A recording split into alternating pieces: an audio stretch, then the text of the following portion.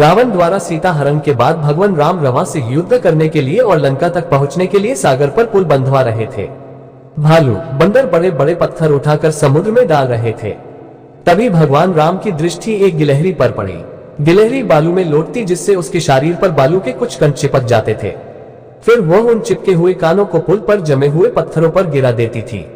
यह देखकर भगवान राम आश्चर्यचकित हुए और बड़े प्यार से गिलहरी के पास जाकर उसे हाथ में उठाया और उससे पूछा, यह तुम क्या कर रही हो? प्रभु राम का स्नेह पाकर गिलहरी बोली, इस पुनीत कार्य में बंदर भालू तो बड़े बड़े पत्थर उठाकर पुल का निर्माण कर रहे हैं। मैं छोटी सी गिलहरी भला इतने बड़े पत्थर कैसे उठा सकती हूँ, इसलिए बालू के छोटे छोटे कण उठाकर इस कार्य में अपना योगदान दे रही हूँ। आप एक आचे कम के लिए निकले हैं और अच्छे कार्य में तो सहयोग करना ही चाहिए। गिलहरी की बात सुनकर भगवान राम बहुत प्रसन्न हुए। कहा जाता है कि गिलहरी के कार्य से प्रसन्न होकर भगवान राम ने स्नेहता से उसके शरीर पर अपना हाथ फेरा था और आज भी गिलहरी के शरीर पर जो धारियां दिखाई देती है वह भगवान राम की उंगलियों के निशान ही है। इसलिए हमें यह कभी नहीं सोचना चाहिए कि हमारा योगदान कितना बड़ा है। किसी भी अच्छे कार्य के लिए जितना और जैसा भी हम कर सकते हैं वह हमें अवश्य करना चाहिए।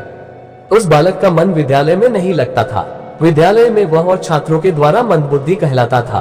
कक्षा में भी वह बालक सबसे पीछे रहता था। उसके अध्यापक भी उससे नाराज रहते थे, क्योंकि उसकी बुद्धि का स्तर औसत से भी नीचे था। कक्षा में भी उसका प्रदर्शन हमेशा निराशाजनक ही होता था। अपने दोस्तों एवं सहपाठियों के बीच वह उपहास का विषय था। विद्यालय में वह जबकि प्रवेश करता, उस बालक पर चारों ओर से व्यंग और बाणों की बौछार सी होने लगती। इन सब बातों से परेशान होकर तंग आकर विद्यालय जाना ही छोड़ दिया। एक दिन वह बालक मार्ग पर यूं ही चलता हुआ जा रहा था। चलते हुए उसे जोरों की प्यास लगी। वह इधर उधर अपनी प्यास बुझाने के लिए पानी तलाशने लगा।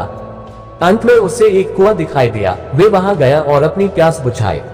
वह चलता चलता काफी थक गया था, इसीलिए पानी पीने के बाद वही बैठ गया। तभी उसकी नजर पत्थर पर पड़े उस निशान पर गई, जिस पर बार बार कुएं से पानी खींचने के कारण रस्सी के निशान पड़ गए थे।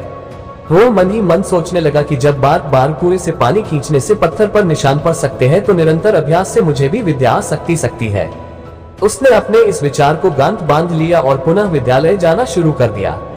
उसकी लगन देखकर अध्यापकों ने भी उसका भरपूर सहयोग किया। उसने मन लगाकर कठिन परिश्रम किया। कुछ सालों बाद यही बालक महान विद्वान वरदराज के रूप में विख्यात हुए, जिन्होंने संस्कृत में मुग्धबोध और लघु सिद्धांत कौमुदी जैसे ग्रंथों की रचना की। इस कहानी का अर्थ, अगर धैर्य, लगन और परिश्रम से कार्य किया जाए तो उन पर विजय प्राप्त कर अपने लक्ष्यों की प्राप्ति की जा सकती है। सामान्यतः यह होता है कि लोग बड़ी उत्सुकता से काम तो शुरू कर देते हैं परंतु धैर्य खो देते हैं। लेकिन जो लोग लगन से काम करते रहते हैं उन्हें सफलता अवश्य मिलती है। लाल बहादुर शास्त्री बड़े ही हंसमुख स्वभाव के थे। लोग प्रायः ही उनसे उनके हंसमुख स्वभाव और निस्वार्थ सेवा भावना के लिए प्रभावित हो जाया करते थे।